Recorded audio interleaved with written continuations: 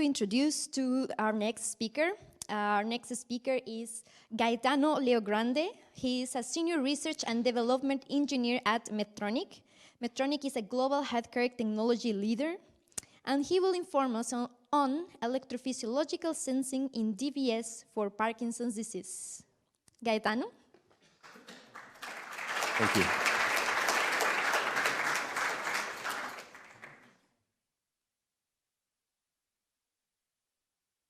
Thank you for the introduction. Thank you for having me, and thank you for your attention today. And thank you for the previous talk. Well, I was planning to talk a couple of minutes about Medtronic, but our host said most of that needed to be said. It's a healthcare provider, it's a leader in the market, and our mission is to alleviate pain, restore health, and extend life. Medtronic is big, very big, 90,000+ people, offices all over the world, but consider that there is also one big research center kind of next door. It's in Maastricht. If you don't know, it's in Limburg, in the Netherlands, and it's just 1 hour drive. So if for your career you will consider something in this field, please keep an eye on this name, both Medtronic and Bakken Research Center, because it might be a mutual benefit to get in contact. Medtronic is really huge. There are a lot of therapies. We take care of a lot of patients. In fact, we treat more than 70 conditions in the human body. These conditions go from cardiovascular diseases and problems to several things having to do to the surgical world, to neuroscience, which is very relevant for today, and diabetes, which is kind of new in the Medtronic spectrum of therapies. Today we'll talk mainly about deep brain stimulation. Deep brain stimulation is a personalized treatment. It's a therapy that involves a delivery of electrical stimulation to specific small area within the brain to treat conditions, debilitating conditions. Today we'll talk about Parkinson's disease, and here you see in this video, you see on the left, well, on this side, we see a patient without DBS medication and without medication, and on this side of the slide of the video, you see the same patient, still without medication, but with the DBS therapy turned on. You can see how, maybe we'll let it go again, you can see how much these patients can benefit from this kind of treatment. DBS, just as a side note, is not only for Parkinson's disease, it's in general for movement disorders, including then also dystonia and essential tremor, as well as epilepsy, some kind of epilepsy, of course, and OCD, so obsessive compulsive disorders. Deep brain stimulation is a relatively old therapy, or at least the technology is definitely established, although there have been several small steps done in the recent years to bring the technology to the next level. But there are two things that are quite strange for a therapy so established. One is that we know it works, we don't really know how it works. And two, because we don't know how and why it actually works, we cannot move to the next step of the technology and of the therapy. We as Medtronic, and also several researchers and physicians around Europe, around the world, are focusing on sensing in DBS. Why sensing in DBS? Well, first of all, because we said that not everything is understood, and we think, well, the scientific community thinks that sensing in DBS is one of the pieces that is missing to understand more. And two, because sensing can greatly help the management of the therapy and of the patients. The patient management is very complex at this moment, essentially for two things. One, the symptoms are dynamics. It's not like, when you break your bone, you have pain, you know what to do, and you know when you are getting better. With Parkinson's disease, the symptoms are dynamic in the sense that you take your pills, and the pills do what they have to do, but then, you start feeling bad again, and it's a cycle. So in general, we define three symptom states for these patients. One, patients off. So when the symptoms are there, imagine a tremorigen patient, so you will see the patient shaking their limbs. There is the state on, which is the desired state for these patients, and it's when the patients do not have symptoms and do not have side effects. And then there is a state on, when patients do not have symptoms, but they can have side effects. And these side effects can be various and more or less debilitating. When we combine medications and DBS therapy, these two therapies really interact between them, and they can interact in unpredictable way. So it's very hard to predict my patient will have symptoms, I don't know, in the morning for 1 hour. That will change most likely very, very frequently.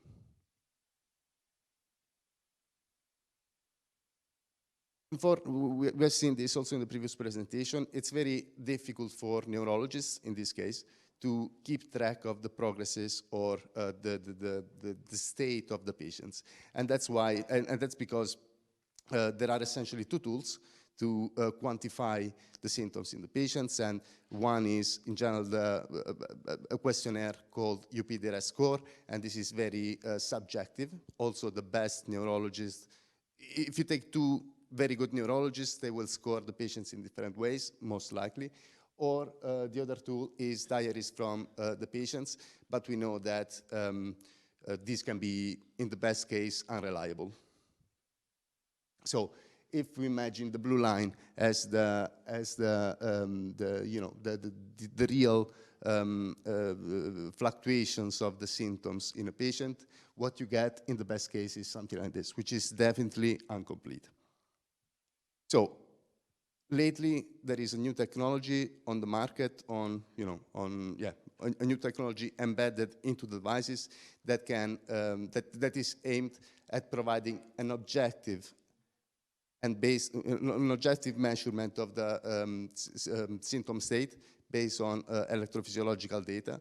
And the goal of this is to help provide the patients with personalized and mainly data-driven neuromodulation. Now, sensing. What do we sense? We have seen examples before where we were sensing EEG. EEG are very common. However, if you want to include something like this in the world of DBS, that's very unpractical because these patients can be old. They will have to wear big caps. I don't know if your device, you mentioned freezing of gait. I don't know if that could help also for other symptoms in Parkinson's disease. However, it's inconvenient. There are other signals quite commonly used in neuroscience, like action potentials, microelectrode recordings, but those would also not be a good option because first, they would require a lot of computational power to analyze, and on the other side, because you need needles or very small electrodes implanted in the brain. We decided to go for local field potentials, definitely less common, less famous in general practice, because they are an intermediate level. So local field potentials are biological signals with an electrical nature, like EEG, microelectrode recordings, and so on, and represent the collective and summative activity of a relatively large population of neurons. We can see local field potentials as a measure of the oscillations and the synchronicity of several neurons in a given area. The good thing for TPS, of course, of measuring local field potentials is that we can record these signals directly from the leads that are already implanted to provide the therapy. So there is no need for adding a new tool, and they are relatively simple to work with. Another word that came up before in the previous presentation was biomarker. Well, we know based on the last 10, 12 years of chronic research on these topics that some features in the local field potentials can be a biomarker of at least some symptoms, some problems in Parkinson's disease. The team in Berlin, led by Professor Kuhn, established that there is a very strong correlation between the amount of, step back. Local field potentials, similarly to EEG, can be divided in bands because we know that the brain, neural systems in general, work with frequency more than with time, right? So also for local field potentials, we can talk about alpha, beta, theta, gamma, and so on bands. Now, it was established that the amount of power in the beta band in the local field potentials correlate quite strongly with the symptoms, with at least akinetic rigid symptoms in Parkinson's disease. And this is compared, well, when we say correlated, we extract that correlation comparing these features with the gold standard, which is the UPDRS questionnaire and scores. The beta band, the amount of power in the beta band in the local field potentials not only correlate with symptoms, but they also respond quite well to medication and DBS therapy. So it means that if you're not, well, first of all, if you're not familiar with this kind of plots, these are called spectrograms.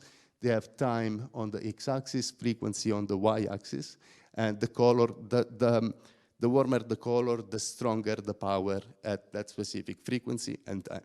And you can see here that the beta band is very red, very strong, very powerful when the patient had no medication, and then the patient takes the medication, and you see that the amount of power in this band goes down, stays low, low, low, and when the patient becomes symptomatic again because the medications don't work anymore, then you see the beta band going back to a very powerful, with a lot of power.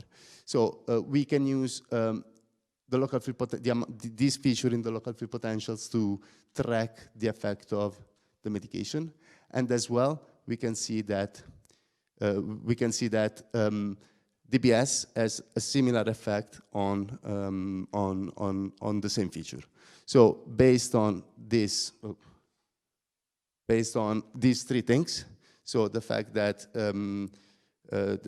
this feature in the local field potentials does correlate with symptoms, and it responds in a similar way to the therapy, medication, and stimulation, we can really say that this can be used as a biomarker for tracking these symptoms, at least in Parkinson's disease. So, cool, interesting, but what does it mean? It means that if you embed these concepts into a device that can continuously track this feature, then we can have also a proper sensing in DBS. And again, this can help research. So the therapy innovation, the innovation of the therapy, as well as the patient management. So what we do with the brain sense technology is very simple, straightforward for engineers as you. So we start from the local field potentials in time domain.